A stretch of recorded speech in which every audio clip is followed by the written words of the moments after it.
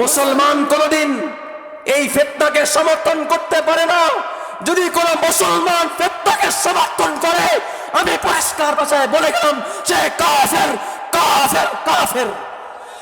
Transgender নামে নতুন একটা ফিতনার আবিষ্কার হয়েছে, ইতিমধ্যে সারা দেশ ছয়লাভ হয়ে গেছে। ঠিক ঠিক না? আল্লাহ পাক রব্বুল আলামিন এই দুনিয়াতে মানুষ পাঠিয়েছেন কয়জনের মাধ্যমে? ইয়া আইয়ুহান নাস ইন্না খালাকনাকুম মিন যাকার ওয়া উনসা, দুইজন মানুষের মাধ্যমে মানুষ পাঠিয়েছেন। এবং আল্লাহ কোরআনে বলছেন, ইয়াহাবু লিমান ইয়াশাউ ইনাসা ওয়া ইয়াহাবু লিমান ইয়াশাউ যুকুর আও ইউযাওয়িজুহুম যুকরানা ওয়া ইনাসা।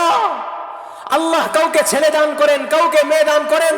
আল্লাহ চাইলে কাউকে ছেলে মেয়ে উভয়টা দান করেন। আল্লাহ বলে নাই ছেলে মেয়ের বাহিরে আল্লাহ কিছু দান করেন। সুতরাং এই আয়াতের ব্যাখ্যায় মুফাসসিরিনে কেরাম লেখেন, আল্লাহর জমিনে আল্লাহ প্রত্যেকটা মানুষকে হয় ছেলে অথবা মেয়ে হিসাবে নাজিল করেন। দুনিয়াতে তৃতীয় লিঙ্গ বলতে কোনো কিছু নাই।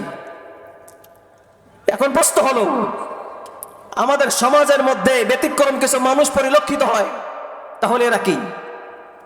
এরা হয়তো পুরুষের কাতারে দাঁড়াবে অথবা নারীর কাতারে দাঁড়াবে। যেই হিজরা বলেন, যার পেশাবের রাস্তা ধরন হলো পেশাবের পদ্ধতি পুরুষের মতো, তাকে অন্তর্ভুক্ত করা হবে পুরুষে। যার পেশাবের ধরন নারীর মতো, তাকে অন্তর্ভুক্ত করা হবে নারীর কাতারে। সুতরাং হিজরাও হয়তো পুরুষের কাতারে দাঁড়াবে অথবা নারীর কাতারে দাঁড়াবে। বর্তমান প্রেক্ষাপটে হিজরা বাদ দিয়ে নতুন এক ফিতনার আবিষ্কার হয়েছে। যারা নিজেদেরকে তৃতীয় লিঙ্গ বলে নিজেদেরকে জাহের করতে চায়, তারা বুঝাইতে চায় আমার মন যেটা সেটাই আমি, বাহ্যিকভাবে পুরুষ, কিন্তু মন যদি আমাকে পুরুষ না বলে নারী বলে, তাহলে আমি নারী বলে। নাউজুবিল্লাহ। এখন একজন পুরুষ আপনাদের নূরপুরের মধ্যেও আছে, একজন পুরুষ, সে বাহ্যিকভাবে সুস্থ ভাবে সে পুরুষ, কিন্তু মন দিয়ে সে বলে সে আমি পুরুষ না। তার চাল চলন লেডিসের মতন, চলাফেরার মধ্যে আঁকা বাঁকা, সে মেকআপ করতে পছন্দ করে, শাড়ি ব্লাউজ পরতে পছন্দ করে। এখন সে নিজেকে নারী, সে নিজেকে নারী জাহির করতে চায়। এখন তার আন্দোলনের মাধ্যমে জাতির কাছে, সরকারের মাধ্যমে আবদার তারা আবেদন করতে চায়, আমার মন যেটা বলবে সেটাই আমি।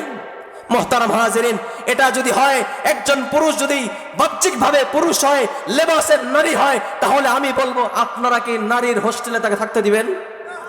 দিবেন? আপনার মেয়ের সাথে রাত্রি যাপন করতে দিবেন? অনুরূপভাবে একজন নারী যদি বাস্তবে নারী হয়, লেবাস শুরুতে পুরুষ হয়, পুরুষ হওয়ার কারণে পুরুষ হোস্টেলে থাকতে দিবেন? দিবেন না।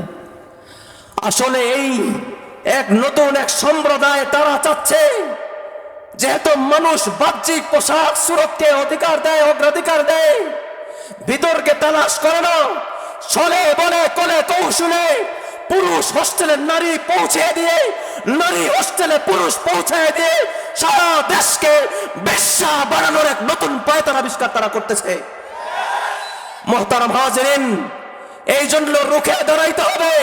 দেশের সরকার যদি বিপক্ষে যায়, সরকার যদি এই সম্প্রদায়ের পক্ষে যায়, সরকারের বিরুদ্ধে আওয়াজ তোলা হলো ইমানি চেতনা, ইমানি দায়িত্ব।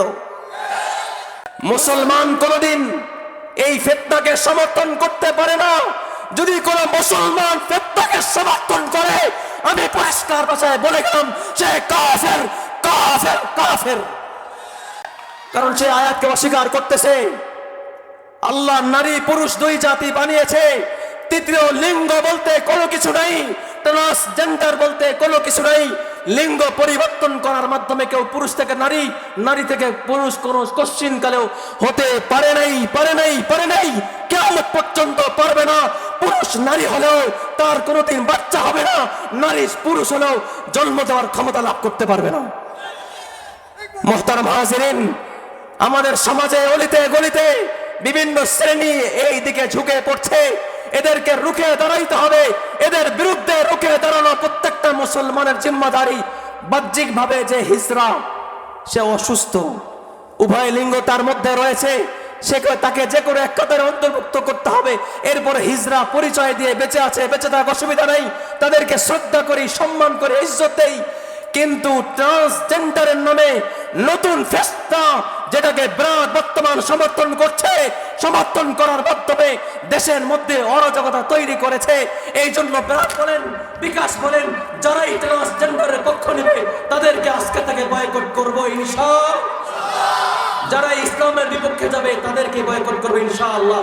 আল্লাহ পাক রব্বুল আলামিন আমাদের সকলকে সমস্ত বাতিল ফিতনাকে রুখে দাঁড়ানোর মতন ঈমানি তৌফিক হিম্মত আল্লাহ নসিব করেন, আমিন।